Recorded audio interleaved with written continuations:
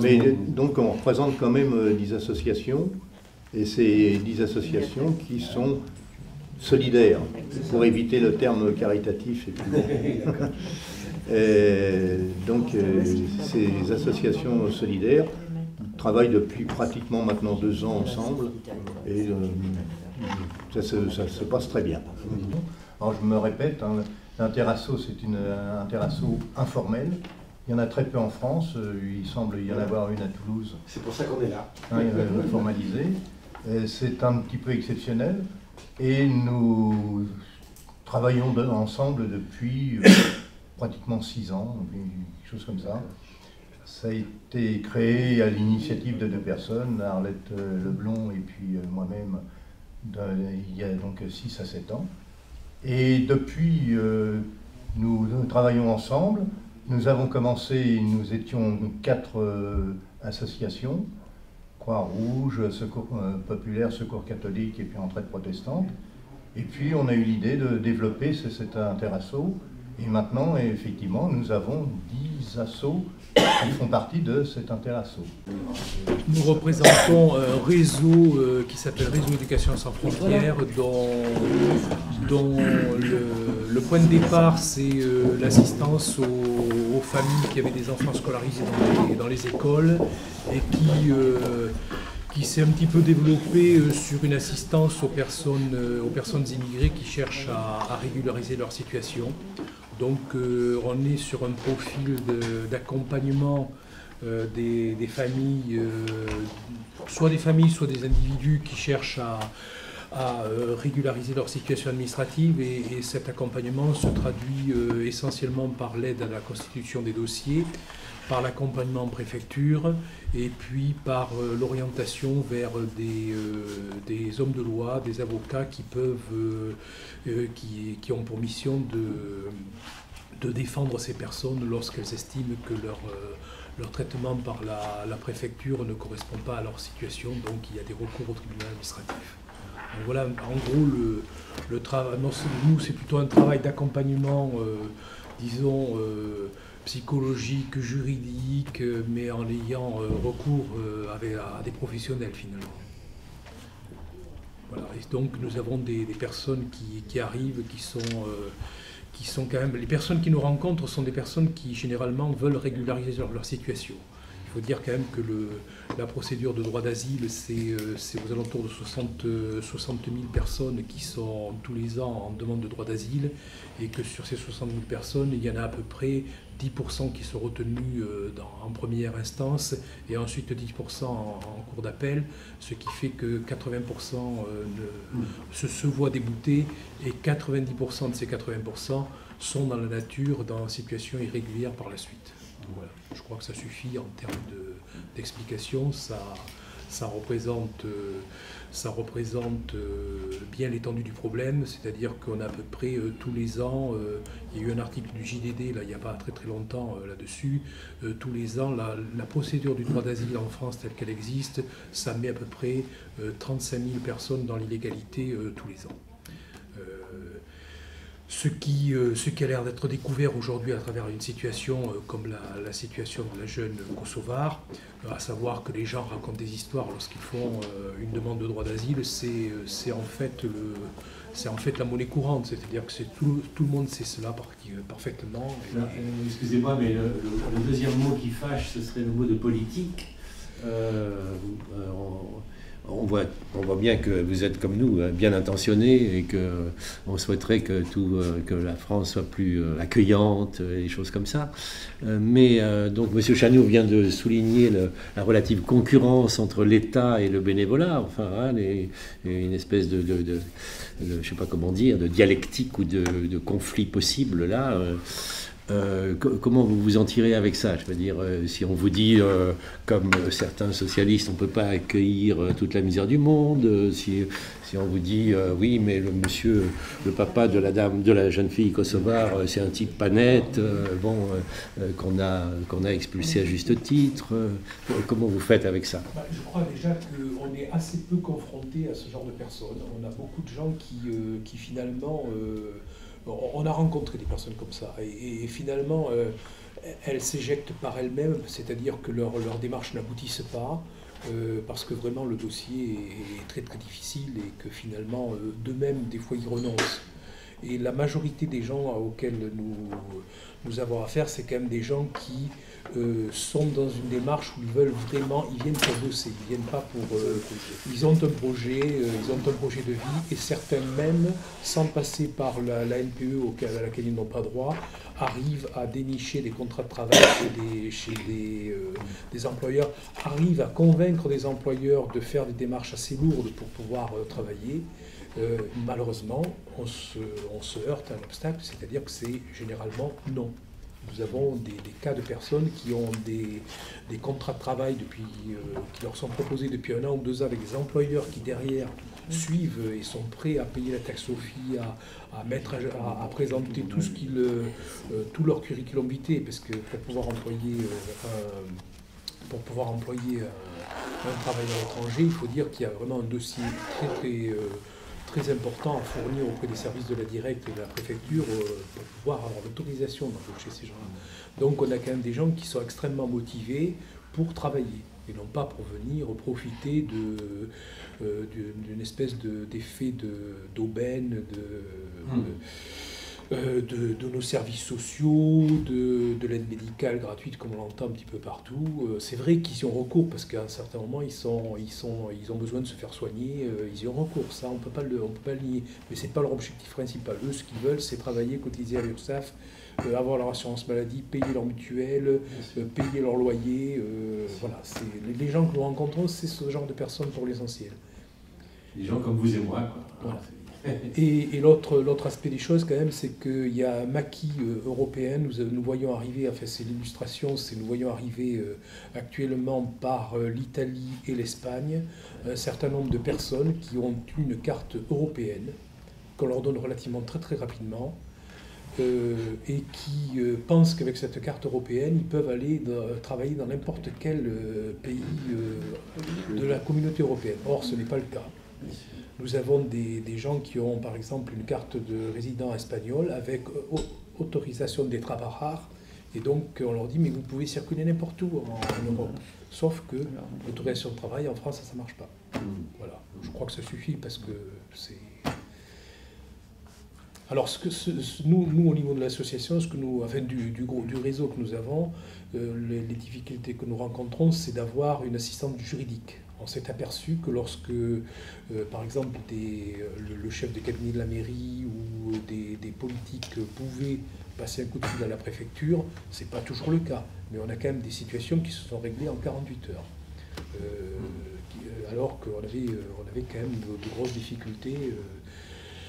Donc il faut dire que le soutien aux immigrés, d'abord déjà c'est pas très populaire, ça il faut bien reconnaître, c'est pas très populaire, mais qu'ensuite on a quand même des obstacles qui sont une sorte de rétention passive d'informations, de blocage passif des dossiers, c'est-à-dire qu'on perd les dossiers, on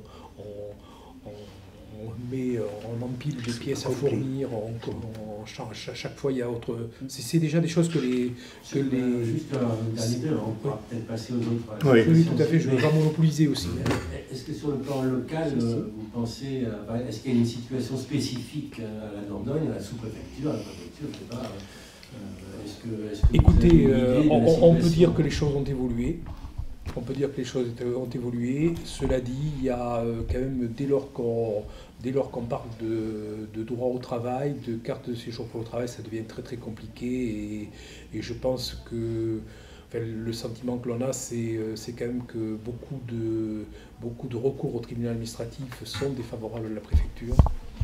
Je pense, sans rentrer vraiment dans les chiffres, je pense que c'est la majorité des recours qui sont défavorables à la préfecture. En gros, vous avez une idée de la situation spécifique à la Dordogne? Apparemment, oui, je pense qu'il y a quand même une plus grande rigidité sur la Dordogne, oui. Puisqu'on a des situations qui ont évolué beaucoup plus comparables. Nombre, vous avez Non, parce que enfin, on était arrivé à un certain moment à presque 70%, je crois, des recours au tribunal administratif qui étaient favorables. Oui, non, mais je veux dire, par exemple, les CADA, les... il n'y a plus de CADA. Tout est clair. Il n'y a plus de CADA à Bergerac. Il n'y a plus de CADA. C'est ça. Il n'y a plus de CADA à Bergerac. Je pense qu'il n'était pas loin d'ici. Oui, il n'y a plus de CADA à Bergerac. D'accord. Bon, peut-être le Secours populaire, par exemple. Le Secours populaire, bon, il connaît un petit peu sur Bergerac, sur les actions qu'on fait. Bon, c'est une association de solidarité. Hein, notre objectif, c'est surtout de pallier aux troubles du comportement social que peut engendrer les situations de précarité. Nous travaillons en essayant de réinsérer les gens, disons, dans un tissu social, que ce soit par manger correctement, se vêtir dignement, pouvoir bénéficier de vacances, voilà. Cinéma, C'est l'aide culturelle, tout ça, tous les outils qui peuvent permettre, disons, un maintien dans le tissu social, quoi. C'est surtout ça. Mais comme est RESF, le Secours populaire est bien connu, je veux dire, bon, vous n'avez pas de problème d'image, on sait à peu près qui vous êtes. De manière un peu plus courante. Et là aussi, vous pensez qu'il y a une situation spécifique qui justifierait l'interassociation. Enfin, pourquoi maintenant vous pensez à vous fédérer ou à vous rassembler alors que jusqu'à présent, au fond, vous marchiez chacun sur vos propres chemins. Ben, disons, il y a des éléments, surtout actuellement, justement, qui nous fédèrent, quoi. On en parlait tout à l'heure, c'est surtout l'aide alimentaire. La fin du programme européen d'aide aux plus démunis, oui, qui se termine en 2014, où pratiquement toutes les associations de solidarité vont être confrontées. Hein. Oui. On le disait tout à l'heure aussi, ça va être remplacé par le Fonds européen d'aide aux plus démunis, mais qui va toucher beaucoup plus de domaines de services sociaux, et qui va être étendu à 27 pays au lieu de 20, avec une baisse des moyens de financement de 28%. C'est-à-dire qu'on passe de 500 millions à 360 millions pour l'Europe. Donc voilà, c'est un défi qu'il va y avoir, c'est comment continuer à apporter un soutien alimentaire dans les années à venir, avec une baisse qui va se situer à plus de 40%. Quoi. Voilà, il y a ça. On a aussi, ce qui nous fédère un petit peu aussi, c'est le financement de nos associations. Et nous, le Secours populaire, est financé à 80% par la valorisation des dons des Bergeracois, des citoyens. On a actuellement sur Bergerac une société qui a posé des bornes de collecte vestimentaire, qui s'appelle le Relais, qui n'est pas local. Donc il faut savoir que les dons qui sont mis là-dedans ne participent pas à la solidarité locale. Sans vous avoir demandé votre avis. On nous a informés. Voilà, on nous a informés. Donc on se trouve dans une réelle difficulté maintenant. Là, je veux dire, on remet presque en cause, disons, une braderie qu'on devait avoir au mois de décembre, parce que, bon, par manque de matériel. C'est important, quoi. Et ça, c'est 80% du financement de notre association. Je suppose que pour les autres, c'est pareil, c'est la même chose. Ouais. Alors, tout ça, c'est des défis qui nous fédèrent, quoi, la précarité, le financement, l'aide alimentaire. Voilà, CCMD Terre Solidaire, organisation de solidarité internationale qui existe depuis 1961, créée pour lutter contre la faim dans le monde, mais très vite, en 3-4 ans, ils ont décidé, plutôt que de financer les apports de nourriture, de financer des projets que les populations locales elles-mêmes avaient pour se sortir de leur misère. Tout à fait. Voilà. Et on s'est rendu compte que la misère là-bas, elle avait des causes. Les causes étaient diverses et multiples, mais il y avait des causes qui étaient liées au fonctionnement du monde. Alors on travaille, on a une politique assez poussée de formation des bénévoles sur ces causes de la misère à travers le monde, qui plus on a avancé dans le temps d'ailleurs, plus se trouvaient être les mêmes que celles de la misère chez nous. Hein. Ce qui se passe là-bas, ça se retrouve de plus en plus chez nous. Alors voilà, on travaille par thème. Ça peut être le commerce équitable, ça peut être les migrations internationales. On a travaillé en 2008, je crois, sur les Roms. Ça a été très difficile. On travaille en ce moment, nous, en Dordogne, en lien avec le national, évidemment, mais on travaille sur les paradis fiscaux, puisque tout le monde a besoin d'argent, que les États aillent le chercher là où il est. Hein. Est-ce que vous êtes écouté, vous avez des voix d'écoute auprès des pouvoirs publics, comme on dit, sur le plan local? Le CCFD Terre Solidaire à Paris s'est doté d'une cellule de jeunes super diplômés qui sont très très présents dans les ministères et auprès de l'Assemblée nationale. Quand il y a eu la loi sur la réforme bancaire, on se glorifie un petit peu d'avoir rédigé pas mal de la loi.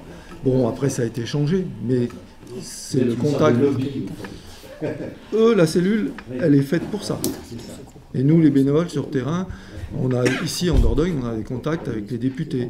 On va en avoir bientôt avec les conseillers généraux. Hein.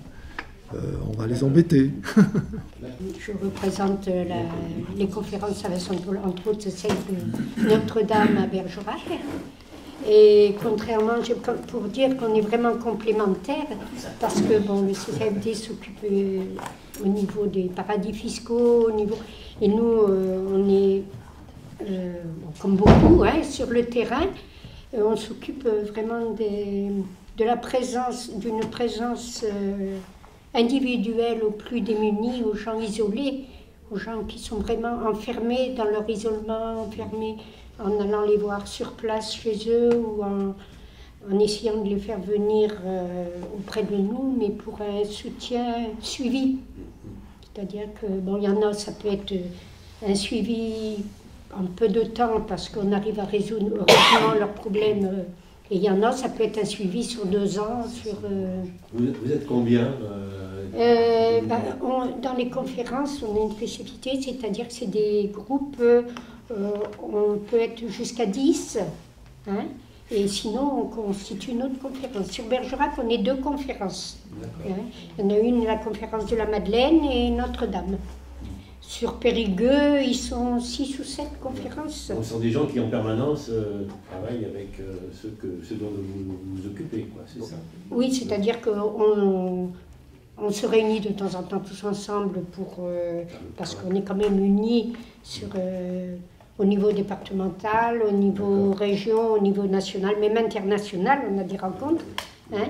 Mais sur le terrain, on est un petit groupe et ça nous permet de se réunir, d'échanger, de mettre en commun et réfléchir sur nos actions. Hein, parce que des fois, c'est très dur quand on suit des familles.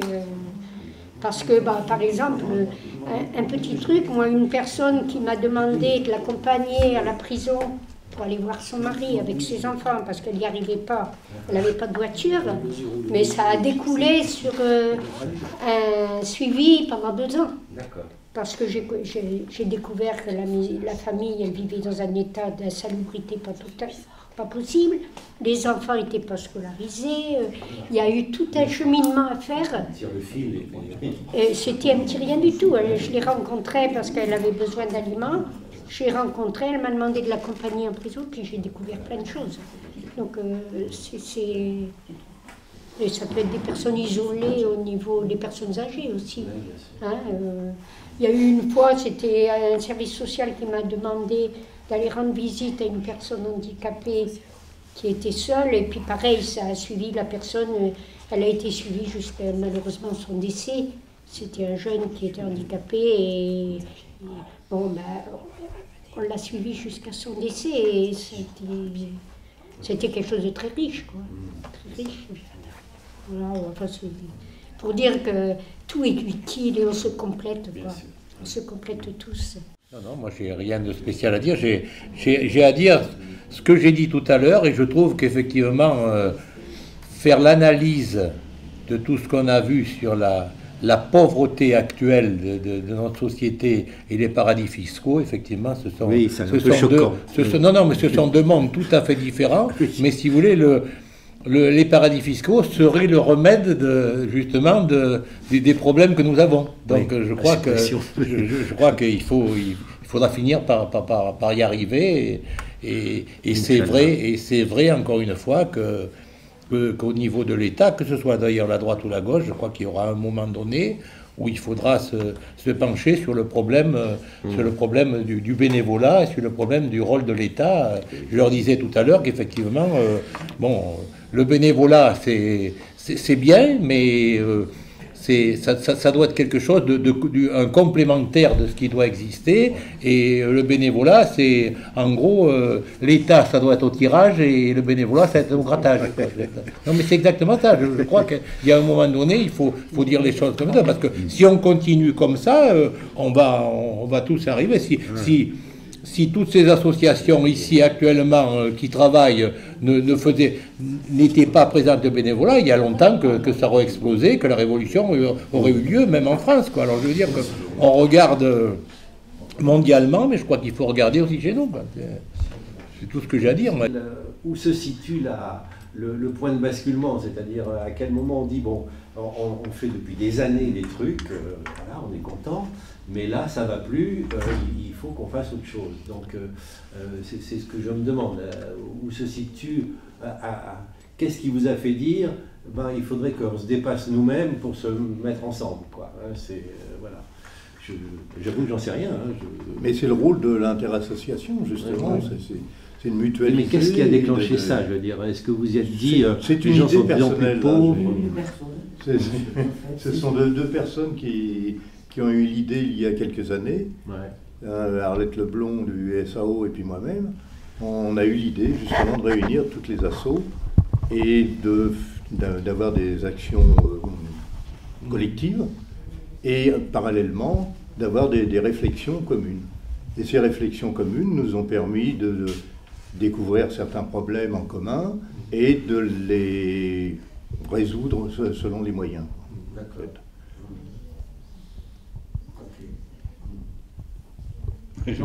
J'aime bien l'image d'un collègue que j'avais. Reprenez l'image du bateau qui coule, quoi, c'est tout. Alors mettez un doigt à chaque trou, quoi. 11e trou, on coule.